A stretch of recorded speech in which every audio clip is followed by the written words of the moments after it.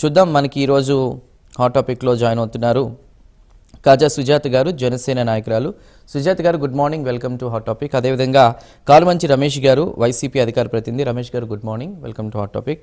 మరి కొద్దిసేపట్లో మనకి విజయ్ కిరణ్ గారు జాయిన్ అవుతారు, టీడీపీ అధికార ప్రతినిధి, మరియు వీరశేఖర్ గారు జాయిన్ అవుతారు, ప్రముఖ రాజకీయ విశ్లేషకులు. సుజాత గారు గుడ్ మార్నింగ్ అండి.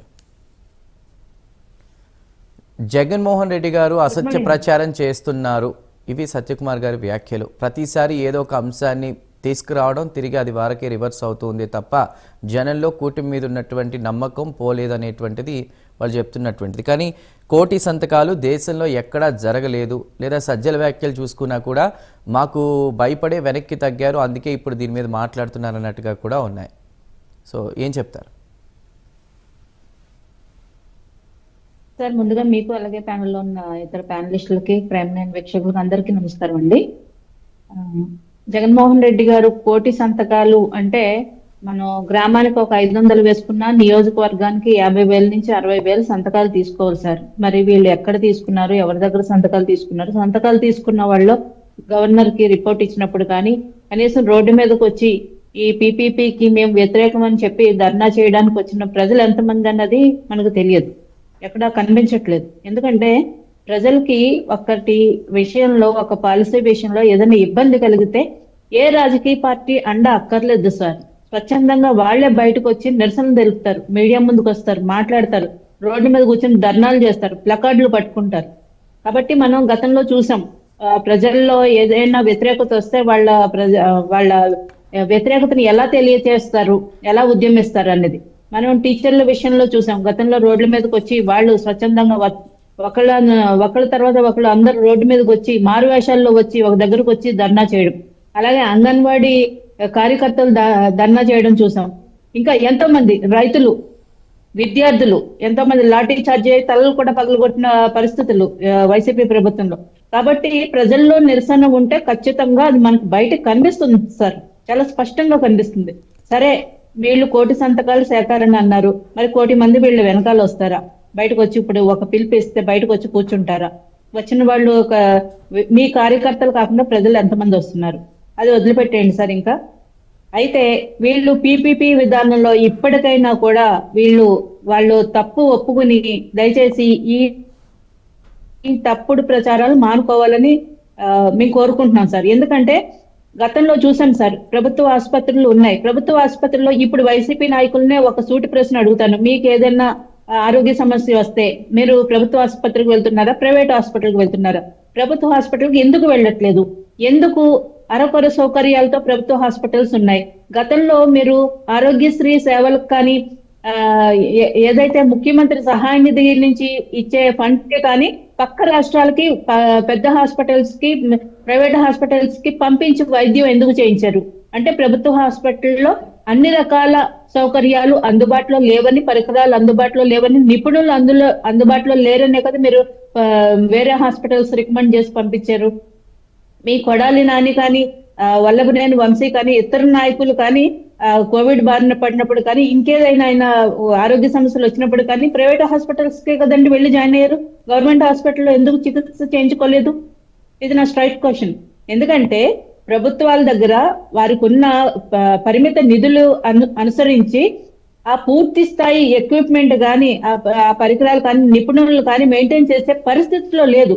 ఇప్పుడు ఆ పరిస్థితి పోవాలనే సెంట్రల్ గవర్నమెంట్ స్టాండింగ్ కమిటీ ఏదైతే ఉందో, వీళ్ళ ఎంపీ గురుమూర్తి గారు కూడా అందులో ఒక సభ్యుడై ఉన్నారు. ఆ స్టాండింగ్ కమిటీ ఇచ్చిన రిపోర్ట్ ప్రకారమే మీకు చూసుకుంటే కనుక మనకి ఇది వచ్చింది sir. Health and family welfare లో total 95,957 crores budget allotment sir. ఇది which is around 1.89% of the union budget and 0.27% of GDP. So ఎంత తక్కువ ఉందో చూడండి. అంటే 1,00,00,000 మందికి 75 మంది మాత్రమే ఉంటున్నారు డాక్టర్స్. ఈ సంఖ్య సరిపోదు. అలాగే డాక్టర్ల సంఖ్యను పెంచాలి అని, అదే కాకుండా మనకి వీళ్ళు రిపోర్ట్ ఏది ఆషామాషిగా ఇచ్చారు సార్. టోటల్ గా ఇది మెడికల్ ఎంట్రన్స్ ఎగ్జామ్ కి అపేర్ అవుతున్న వాళ్ళు ఎంతమందికి సీట్స్ వస్తున్నాయి, ఇంకా ఎంతమంది చదువుకోవాలని ఉత్సాహంతో ఉన్నారు.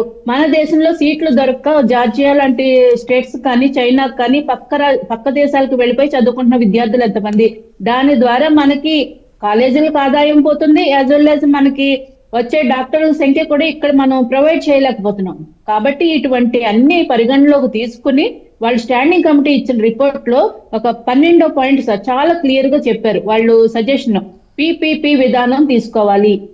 స్టాండింగ్ కమిటీ కాదండి, ఈ మన ఏదైతే నీతి ఆయోగ్ కూడా చాలా క్లియర్ గా చెప్పింది. స్టేట్ కి, సెంట్రల్ గవర్నమెంట్ కి ప్రభుత్వ హాస్పిటల్స్ ఇన్ఫ్రాస్ట్రక్చర్ మెయింటైన్ చేసేంత ఆర్థిక స్తోమత మిగిలిన అన్ని చూసుకోవాలి. కాబట్టి గవర్నమెంట్ లో సరిపోదు, ఇది ప్రైవేట్ పార్ట్నర్షిప్ లో వెళ్తే ఇది సాధ్యం అవుతుంది అని నీతి ఆయోగ్ ఇచ్చింది, పార్లమెంట్ స్టాండింగ్ కమిటీ ఇచ్చింది, హైకోర్టు కూడా చెప్పింది. మరి ఇవన్నీ కాదని జగన్మోహన్ రెడ్డి గారికి మాత్రమే తెలియన్నట్టు ఆయన పిపిపి విధానానికి వ్యతిరేకం అని చెప్పి ఈ రోజు ధర్నా చేస్తున్నారు, ప్రైవేట్ వారం చేస్తున్నారని చెప్పి తప్పుడు ప్రచారం చేస్తున్నారు. మరి ఇదే జగన్మోహన్ రెడ్డి గారు పిపిపి విధానాన్ని సమర్థిస్తూ టెండర్లకు పిలిచారు కదండి. 2020లో మీరు టెండర్లకు పిలిచారు కదా, టెండర్లకు పిలిచారు.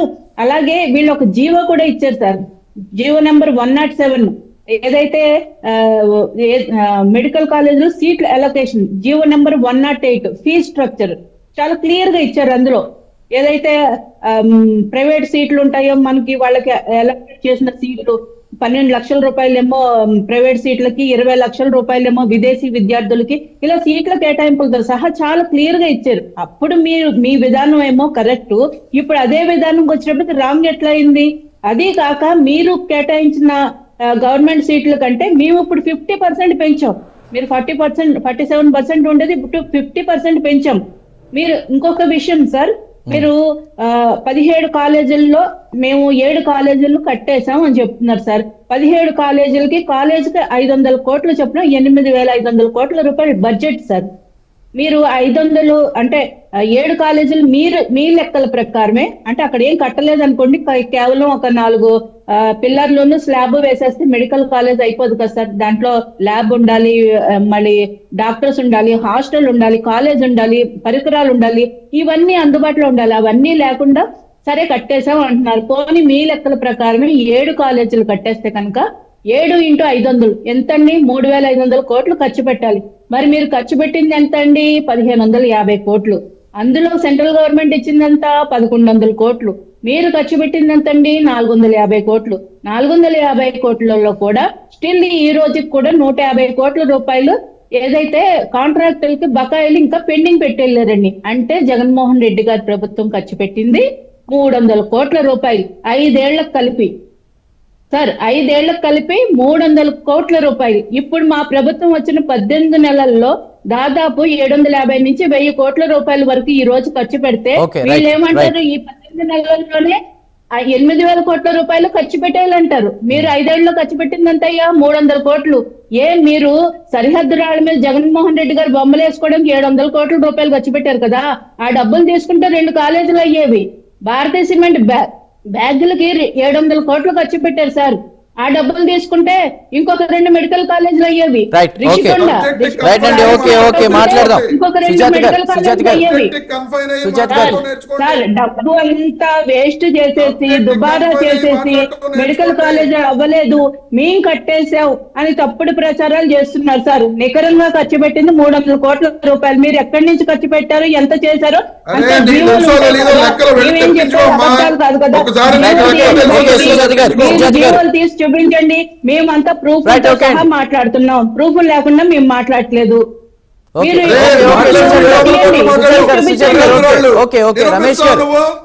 నువ్వు నిరూపిస్తావా? 700 కోట్ల సరిహద్దుల రాళ్ల మీద బొమ్మలకి జగన్మోహన్ రెడ్డి గారు ఖర్చు పెట్టారని చెప్పావు, మీరు నిరూపిస్తారా? ఇలాంటి అబద్ధాలు వేదికల మీదకి వచ్చి రమేష్ గారు చెప్పడం మానుకోండి. మీరు డిబేట్ లోనూ మీరు అబద్ధాలు చెప్పడం మానుకోండి. చూసే మాట్లాడుతున్నాం. ఫైనాన్స్ డిపార్ట్మెంట్ దగ్గర నుంచి వచ్చిన రిపోర్ట్ తీసుకుని మాట్లాడుతున్నాం. మీరు రిపోర్ట్ లేకుండా ఏం మాట్లాడలేదు, విత్ ప్రూఫ్ అన్ని మాట్లాడుతున్నాము. రిపోర్ట్ చూపించండి. మాట్లాడుతున్నాము. మీ జగన్మోహన్ రెడ్డి గారు నర్సీపట్నం కాలేజ్ ఓకే, రైట్ అండి, రైట్, ఓకే. కాలేజ్ గోడలు రిపోర్ట్ చూపించేసి చూపించండి. కాలేజ్ అయిపోయిందంటే అది కరెక్ట్ కాదండి. ఎన్ని కాలేజీల్లో ఉన్నాయి, ఎన్ని కాలేజీలో అడ్మిషన్ తీసుకున్నారు, కాలేజీలు రెడీ చదివే వాళ్ళ అవుతుంటే గురించి అడ్మిషన్ చెప్తే అవ్వాలి కదా, చదువుతుంటే అడ్మిషన్ నువ్వు ఎందుకు ఏదో తీసుకోలేదు? చెప్తావమ్మా. నేషనల్ మెడికల్ కౌన్సిల్ అడ్మిషన్ ఎందుకు తీసుకోలేదు? కాలేజీలు ఇంకా రెడీ కాలేదు. అక్కడ ఏం అందరికీ తెలుసు ఎందుకు వచ్చింది తీసుకోలేదో లేదని మీరు చెప్పారు కదా. ఈ చేసిన రోజు రైట్, అడ్మిషన్ రైట్, సుజాత గారు, ఓకే అండి, ఓకే. రమేష్ గారు, రమేష్ గారు, రమేష్ గారు, గుడ్ మార్నింగ్. హాస్పిటల్లో సేవలు ప్రారంభమయ్యాయా? రైట్, ఎందుకన్నా ఒకటి అబద్ధాలు ఒకటి ప్రచారం ఒకటి చేస్తారు? సుజాత్ గారు ప్లీజ్ అండి. రమేష్ గారు, చంద్రు గారు. జగన్మోహన్ రెడ్డి గారు బెంగళూరు నుంచి వచ్చిన ప్రతిసారి కూటమి ప్రభుత్వం ఏ కార్యక్రమం చేపట్టినా స్కామ్ అని చెప్తూ ప్రజల్లోకి వెళ్లి బల ప్రదర్శన చేస్తున్నారు. తప్పుడు